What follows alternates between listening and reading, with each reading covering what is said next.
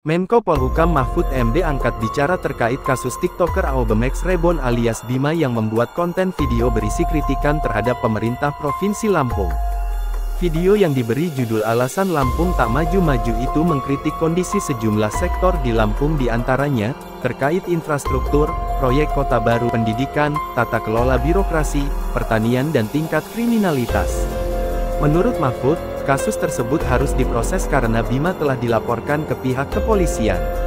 Kendati demikian, ia menilai, kasus yang menjerat Bima juga berpotensi selesai dengan cara restoratif justice atau keadilan restoratif. Bima itu ada dua hal. Yang Lampung ya? Iya, Rob. Jadi untuk Bima sendiri, dia sudah diduga melakukan penghinaan atau melakukan caci maki.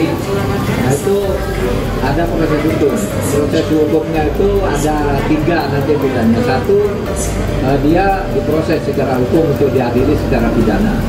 Ya. Tapi bisa juga dengan restoratif justice.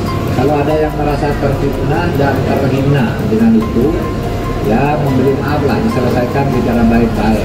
Tapi kalau misalnya materi pelaporannya lebih dari sekedar penghinaan dan fitnah, itu proses hukum berjalan, itu biasa. Ada yang membela, ada yang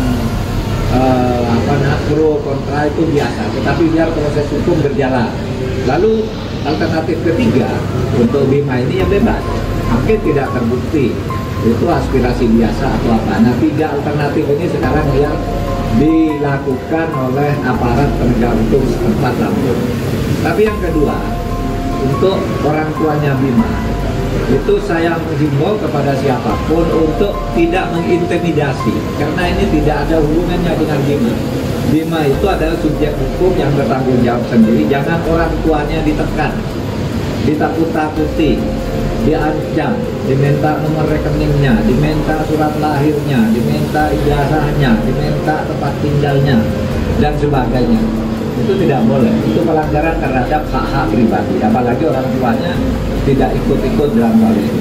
Oleh sebab itu saya minta kepada aparat, kepada Propemda di semua tingkatan, ini kasus Bima ini supaya dipisah. Ini urusan Bima sendiri yang nanti proses hukumnya tiga alternatif tadi, dihukum, dimaafkan, atau memang tidak terbukti bebas, atau yang kedua, yang lainnya ini orang tuanya ini supaya juga diperlakukan secara wajar sesuai dengan hak-hak konstitusionalnya.